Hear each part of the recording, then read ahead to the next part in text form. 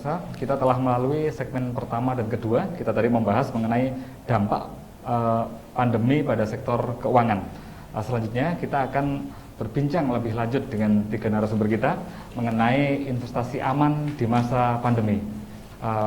Untuk pertama saya menanyakan sebuah pertanyaan terkait kriteria investasi yang layak dipertahankan di masa pandemi ini. Mungkin pertanyaan ini akan saya lemparkan kepada Pak Sugiarto. Monggo, Pak. Kriteria investasi yang layak yang dipertahankan. Jadi kalau kami Mas Hendra selaku otoritas pengawasan di sektor jasa keuangan selalu mengedepankan dan menghimbau masyarakat itu untuk berhati-hati di dalam melakukan investasi. Karena cukup banyak tawaran investasi yang ternyata bodong. Kenapa itu bodong? Karena satu, legalitas dari lembaganya tidak jelas atau bahkan tidak ada. Yang kedua, tawarannya tidak logis. Nah, jadi kalau ditanya saya mana yang layak, ya tentu saya bicaranya adalah masyarakat harus hati-hati ketika berinvestasi. Prinsip yang harus dipegang teguh adalah prinsip 2L istilah saya. Yang pertama adalah prinsip legal, yang kedua adalah prinsip logis. Dan dua prinsip ini tidak boleh dipilih salah satu, harus dua-duanya ada. Kalau perusahaan yang menawarkan investasi itu harus legal. Kalau sudah diperiksa, dicek atau diteliti legalnya, legalitasnya, maka kita harus lihat prinsip yang kedua, tawarannya logis atau tidak. Tidak ada yang namanya investasi itu tidak ada risiko, itu beda. Kalau menyimpan uang di bank, dana pihak ketiga, misalkan dalam bentuk tabungan, deposito, giro, dananya tersimpan di bank. Risikonya sangat relatif lebih rendah. Kalau tadi seperti yang Pak Rizal sampaikan, ketika main di instrumen saham, risikonya pasti lebih tinggi. Jadi tidak ada yang namanya ketika kita bicara investasi itu risikonya zero, itu tidak ada. Jadi harus hati-hati dan harus masyarakat ketika mau mulai berinvestasi pastikan betul bahwa tawaran yang diberikan itu adalah satu tawaran yang logis. Logis seperti apa? Logis adalah dalam arti tingkat returnnya atau keinginan keuntungan yang diharapkan itu masih sangat logis. Misalkan seperti ini Mas Rendra. Jangan sampai nanti ketika masyarakat diiming-imingi, investasi ke tempat saya, gitu kan, saya kasih return tiap bulan 20%. Lembaga mana yang bisa memberikan return tiap bulan 20%? Betul. Nah, itu tidak logis, ya kan? Jadi tidak logis. Kamu taruh uang saya, kasih ke saya 1 juta, dalam 1 bulan tak kasih 5 juta, itu tidak logis. Gitu. Nah, jadi jangan terperdaya tawaran-tawaran seperti itu. Nah, kalau ngecek legal atau tidak, bisa tanya ke OJK. Lewat apa? Call center 157. Atau kalau tidak mau call center, WhatsApp 081 157 157 157. Masih tidak mau juga pakai WhatsApp karena susah, buka website OJK. Di sana ada lembaga-lembaga yang terdaftar dan berizin di OJK. Itu untuk memastikan legalitasnya. Jadi itu dua hal yang menurut saya penting untuk saya sampaikan, Mas Rindra. Terima kasih. Terima kasih Pak Sugiarto. Jadi memang dalam hal investasi ini ada poin yang sangat penting, yaitu adalah masalah keamanan. Jadi kita harus berhati-hati, banyaknya investasi bodong yang memberikan tawaran atau iming-iming yang luar biasa, Pak yang sangat tidak logis. Maka itu ada tadi sampaikan Sugiarto adalah 2L, legal dan logis. Nah, kemudian saya beralih kepada Pak Huru. Terkait kriteria investasi yang layak dipertahankan di masa pandemi. Nah, bagaimana dari sudut pandang perbankan, Pak Huru? Monggo. Oke, baik, Mas Rendra. Mungkin sudah sebelumnya kita sudah pernah membahas itu tadi ya, bahwa untuk menempatkan atau menginvestasikan dana kita itu harus dipilah-pilah, gitu ya. Pilah jangka pendek, jangka menengah maupun jangka panjang. Itu akan disesuaikan bagaimana kita naruhnya. Kalau jangka pendek cukup bisa di bank, di tabungan, deposito, sudah banyak produk yang bisa ditawarkan untuk fleksibilitas transaksi. Untuk menengah misalnya untuk jangka pengen target menikah, target umroh, itu harus ada perencanaan. Itu semi, bisa di bank juga bisa di instrumen investasi. Kalau di bank ada tabungan rencana, gitu ya, Britama rencana, BRI-nya bisa ditempatkan di situ agar rencana investasi itu bisa terprogram dan termonitor. Tentu saja tadi disesuaikan dengan kebutuhan nasabah itu, gitu ya. Nah, terakhir kalau jangka panjang untuk haji, untuk pensiun ke depan, di bank juga ada, di instrumen investasi juga ada. Tinggal dipilih, kuncinya tadi harus logis dan legal. Gitu. Terima kasih. Iya, terima kasih Pak Uru. Demikian tadi dari sudut pandang sektor perbankan ya. Sekarang saya beralih kepada Pak Rizal. Bagaimana kriteria investasi yang layak dipertahankan di masa pandemi ini dari sudut pandang sekuritas, Mas. Kali ini saya nggak bilang security lagi, sekuritas. Silakan. Ya, terima kasih Mas.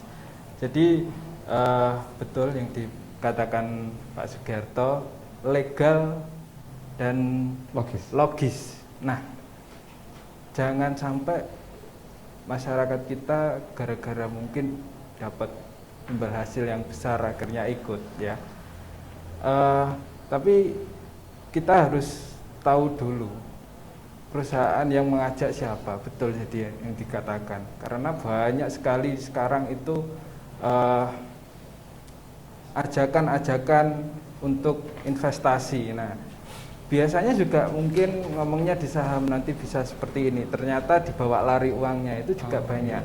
Nah, itu sangat perlu diwaspadai. Sehingga di sini kita harus lagi-lagi ya membaca, mungkin belajar, terus menganalisa dalam artian siapa yang mengajak kita, dari mana, sudah berizin atau belum, dan lain sebagainya. Nah, terus pada gampangnya itu biasanya di kita itu nggak boleh ibaratnya mengasih kepastian. Jadi saya mungkin sebagai tim spesialis investment juga di Mira Aset Sekuritas itu juga nggak boleh. Nanti Pak investasi di kita di saham setiap bulan 5%. Nah, itu nggak boleh. Karena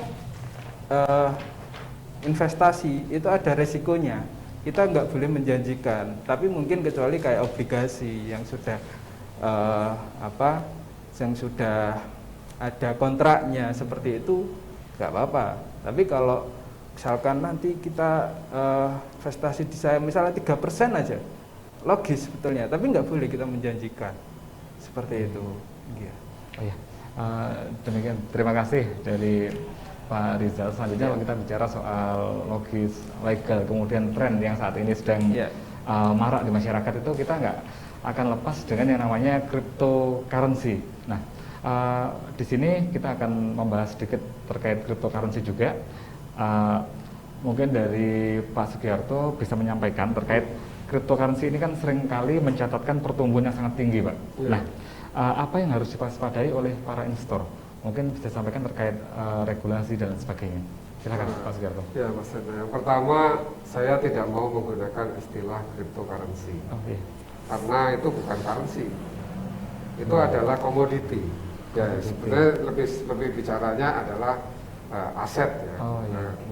Yang saat ini mungkin dimiliki oleh beberapa orang, sebagian orang gitu ya. OJK dan Bank Indonesia sudah menyampaikan bahwa yang namanya kripto tadi adalah bukan currency, jadi bukan sebagai alat pembayaran yang sah di Republik ini. Jadi yang digunakan untuk alat pembayaran itu kan rupiah. Rupiah ya. Jadi di sana adalah komoditas. Nah, kalau dia bicaranya komoditas, maka otoritas pengawasannya memang tidak berada di OJK dan di Bank Indonesia, tetapi adanya di Kementerian Perdagangan. Dalam hal ini Bapepti di sana. Nah, sehingga yang perlu dicermati kembali lagi adalah ketika Anda mau berinvestasi dalam bentuk apapun, baik itu yang sifatnya surat berharga atau dalam bentuk komoditas, ya, apakah itu logam mulia, apakah itu komoditas tadi yang kripto aset atau falas, ya. Yang patut diperhatikan bahwa setiap investasi itu punya tingkat risiko tertentu. Nah, tingkat risiko itu yang harus diperhitungkan, harus bisa diidentifikasi. Anda bermain di tingkat risiko yang tinggi, berharap tentu return yang lebih besar. Ya. Ketika returnnya rendah ya, Anda pasti dalam posisi biasanya risikonya lebih rendah. Nah, ini yang menjadi pilihan-pilihan di dalam melakukan investasi benar. Nah, sehingga stansnya OJK dan otoritas sistem pembayaran jelas bahwa kripto itu adalah bukan currency. Jadi dia bukan alat pembayaran sah di Republik Indonesia. Demikian, Mas. Oh ya, terima kasih. Jadi sangat menarik sekali. Yang selama ini masyarakat mengenal sebagai cryptocurrency, ternyata itu justru adalah sebuah aset komoditas lah ya, di mana pengawasannya bukan dari OJK ataupun BI, sehingga tadi disebutkan Pak Sugiarto itu termasuk sebagai crypto aset. Nah, bagaimana sudut pandang dari Pak Rizal dari Sekuritas, mungkin ada tambahan untuk menambahkan apa yang disampaikan oleh Pak Sugiarto tadi? Nah, terima kasih Mas. Gini, jadi kita balik lagi ke tadi ya, 2L, legal dan logis. Nah, di Indonesia mungkin belum legal ya mengenai cryptocurrency itu karena bukan currency tadi, jadi untuk komunitas. Nah, di sini kita harus tahu juga bahwasanya resiko di dalam cryptocurrency itu sangat tinggi, sehingga di situ juga ada kemungkinan untuk loss atau kerugian juga tinggi ya. Nah, karena di situ kalau saya pelajari tidak ada batasan-batasan harga kenaikan atau harga penurunan, serta di situ juga 24 jam dan setiap hari 1 minggu, sehingga di situ kapanpun harga bisa berubah-ubah. Nah, di situ yang menjadi resikonya tinggi. Kalau di saham mungkin, nah itu ada batasan atas sama batasan bawah. Namanya auto reject atas sama auto reject bawah. Itu setiap hari sudah ada batasannya, sehingga misalkan naik juga nggak akan melebihi harga batas atas. Kalaupun turun juga nggak melebihi batas harga bawah. Nah, seperti itu. Jadi balik lagi sebetulnya ke kita, ke investornya, yang paling penting tahu resikonya, Mas. Di situ tahu resikonya, tahu keuntungannya. Kalau mau berinvestasi mungkin yang beresiko tinggi, harus menerapkan prinsip money management seperti itu, agar nanti misalkan kita ada kerugian, kita tidak menyesal gitu. Terima kasih. Terima kasih Pak Rizal atas tambahannya. Selanjutnya kita pada pertanyaan terakhir, yaitu kiat-kiat apa yang perlu dipertimbangkan guna menjaga pertumbuhan aset serta menjaga risiko portofolio di masa pandemi ini. Mungkin sekaligus nanti narasumber bisa memberikan closing statement. Saya persilahkan Pak Huru. Oh, gitu ya. Oke, baik, Srendra. Ini mungkin himbauan kepada nasabah-nasabah yang menempatkan atau investasi. Yang paling utama pertama adalah kita tahu persis tujuan investasinya apa, aman tidak, paham, sehingga dengan paham itu kita bisa menghitung berapa risiko dan berapa yang kita harapkan returnnya. Tentu saja ini akan menjadi perhatian kami di BRI, tentunya akan memberikan layanan yang sebaik mungkin kepada masyarakat, nasabah kita, untuk memberikan layanan yang lebih baik agar melindungi investasi yang telah dipercayakan kepada BRI. Mungkin itu, Mas, closing statement kami. Terima kasih. Oh ya, terima kasih Pak Huru. Selanjutnya saya beralih kepada Pak Sugiarto. Kami persilakan, Pak. Ya, terima kasih Mas Hendra. Jadi kami OJK ini sangat menaruh perhatian besar terhadap literasi masyarakat di bidang layanan jasa keuangan, khususnya berkaitan dengan produk dan layanan. Jadi kenapa kami sangat menaruh perhatian tinggi terhadap literasi atau pemahaman tadi, karena survei kami di tahun 2019 yang lalu itu menunjukkan bahwa kalau ada 100 orang penduduk Indonesia, maka hanya 38 orang saja yang paham mengenai manfaat dan risiko dari produk dan layanan ini. Iya. Jadi mayoritas tidak paham, Mas. Hanya Jadi kalau terbawa tren aja 38, ya? jadi kalau kita itu 38 ya Iya. berarti sekitar 62-nya itu tidak paham manfaat dan risiko. Jadi ini yang menjadi tantangan di Indonesia dengan geografis yang luar biasa, kompleksitas demografinya juga luar biasa, culture yang berbeda-beda. Nah, tentu di dalam kesempatan yang baik ini menjadi momen yang baik bagi kami untuk meningkatkan literasi masyarakat melalui apa? Melalui edukasi. Edukasi ini adalah suatu cara kami untuk melindungi kepentingan konsumen.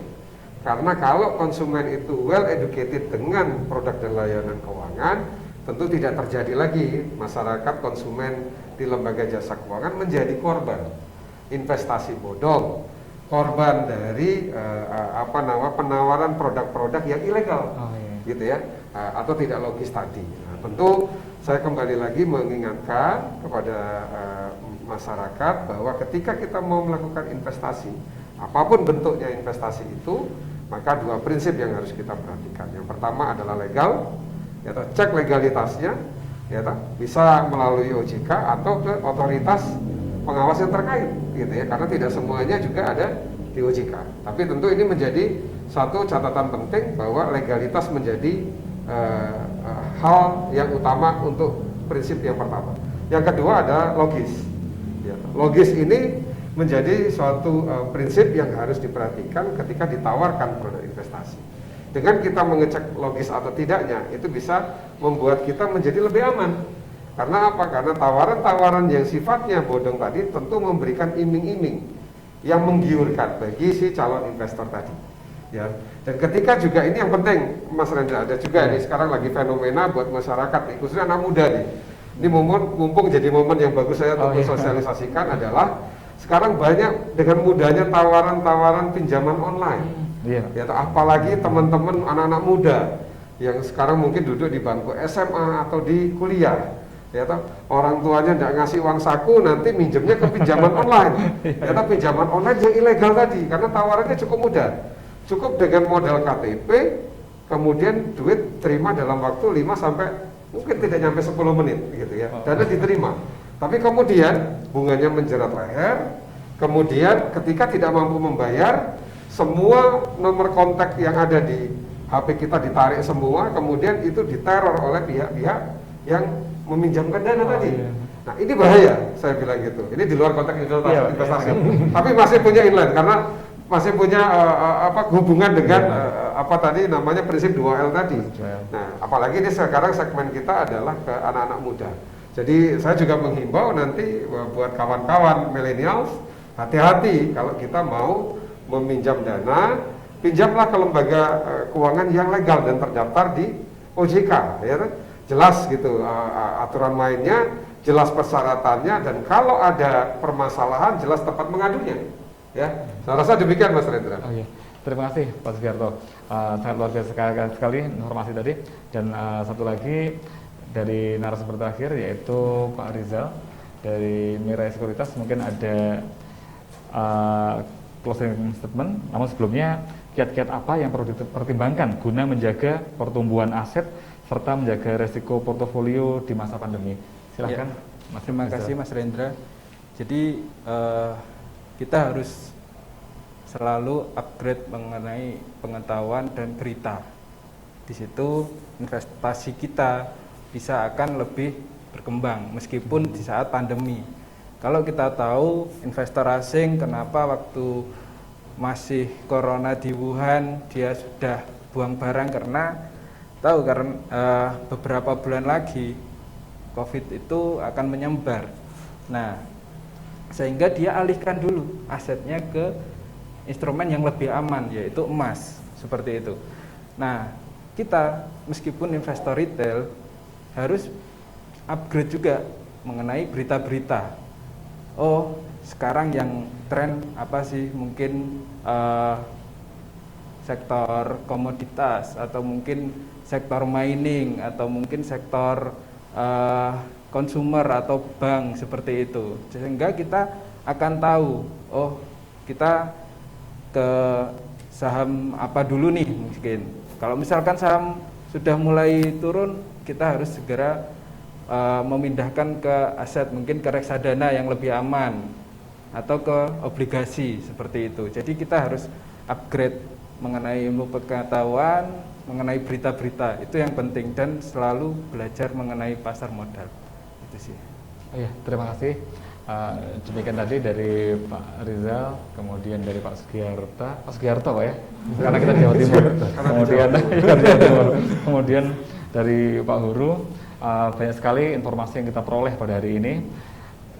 Bagi para calon investor, jangan takut untuk berinvestasi di tengah pandemi ini, karena prospek ke depan sangat menjanjikan. Namun jangan lupa untuk tetap berinvestasi secara aman, dan jangan lupa dua hal yang disampaikan oleh Pak Sugiarto tadi, yaitu legal dan logis. Demikian, terima kasih pemirsa. Kita akan berjumpa lagi pada topik-topik yang berbeda. Terima kasih.